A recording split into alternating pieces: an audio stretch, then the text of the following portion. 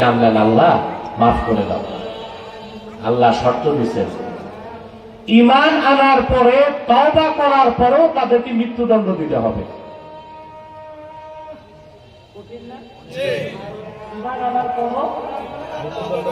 তওবা করার পরও তাদেরকে কি? কিন্তু আল্লাহর হাবিবের শরীয়তটা কত সুন্দর, কত পরিপূর্ণ, কত সহজ। আল্লাহ কোরআন কারীমে বলেন, ইল্লা মান তাবা ওয়া আমানা ওয়া আমিলা আমালান সালিহান ফাউলাইকা ইউবাদদিলুল্লাহু সাইয়্যাতিহিম হাসানাত ওয়া কানা আল্লাহু গফুরার রহিমা।